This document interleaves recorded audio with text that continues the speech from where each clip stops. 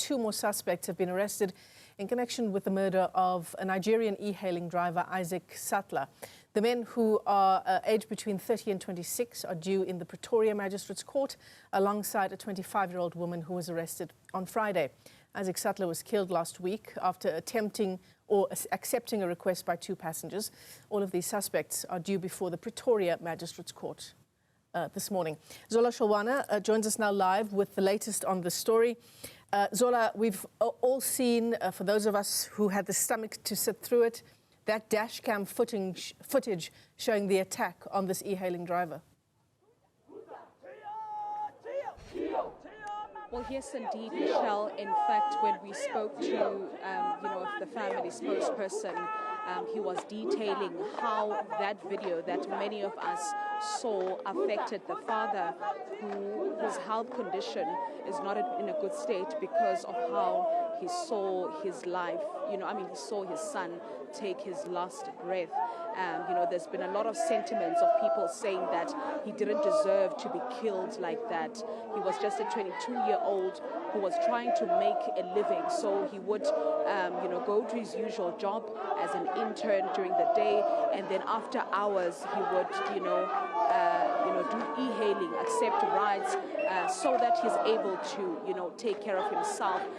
People are gathered outside here to, of course, support the family of Isaac, and of course some e-hailing drivers that are here to say, this is our reality, this is what we deal with on a daily basis. Our lives are in danger.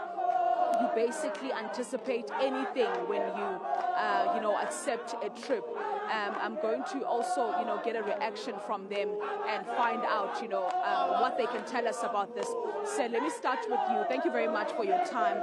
The incident that we saw in a video that's been circulating on social media clearly shows how vulnerable you guys are to criminality.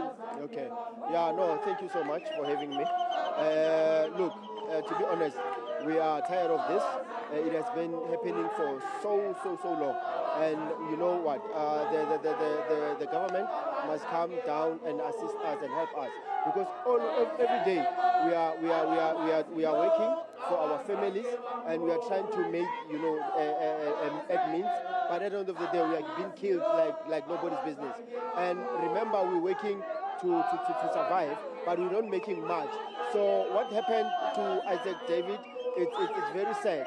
To be honest, as you saw the video, it was very painful. To be honest, most of the people they know as e-hailers, we're playing a very big role. Yes. So let me bring you in. You are representing Gauteng e-hailers. It's quite concerning that we saw a video of that kind of a young man who was trying to make a living for himself. Yeah, good morning.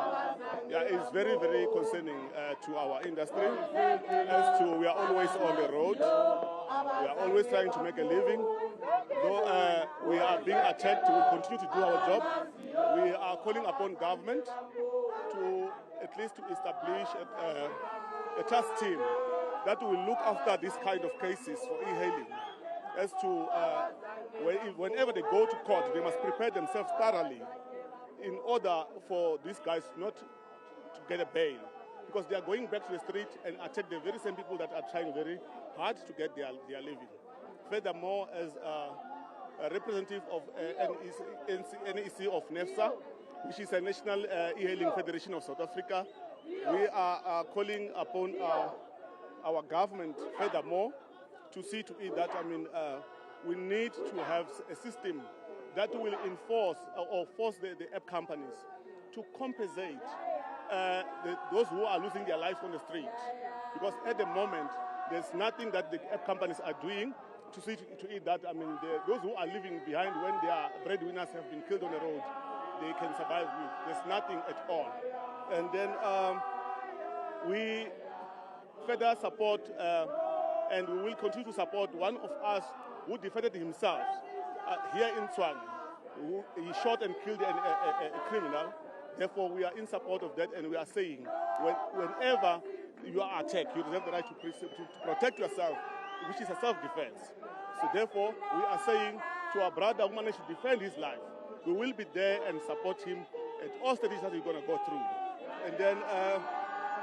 Thank you very much for your time, sir. Okay, thank you.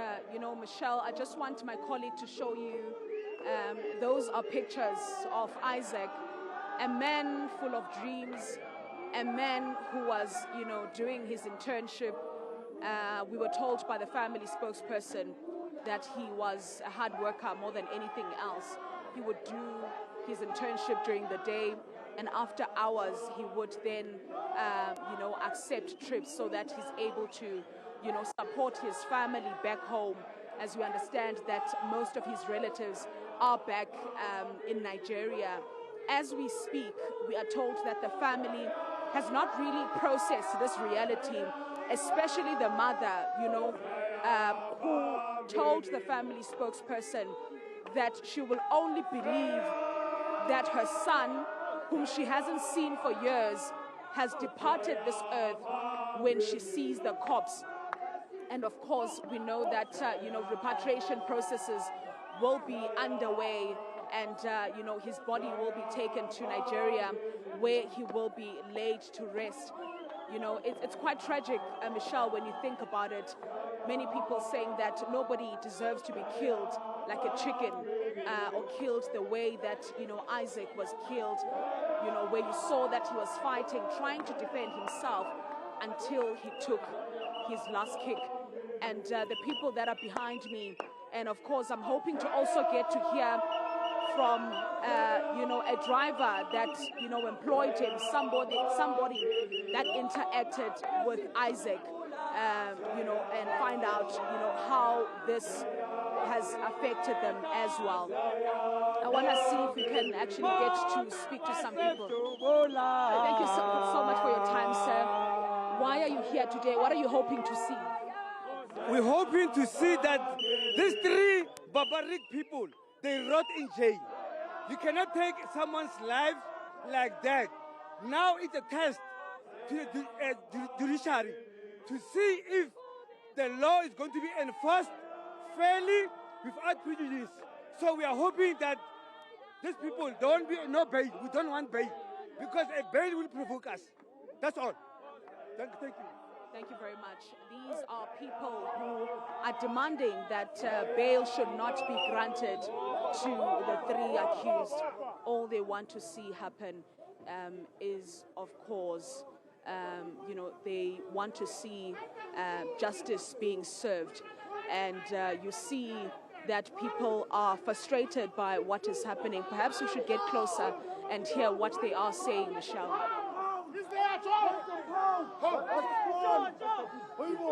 No, they can't do anything. When Isaac died, they were not there. Now we are here to fight for the justice of Isaac. They are here to terrorize us. Those guys, let them start. We will see what they will do. If they want to shoot us, it's fine. We will also die with Isaac. Exactly. It's fine. We will die with Isaac.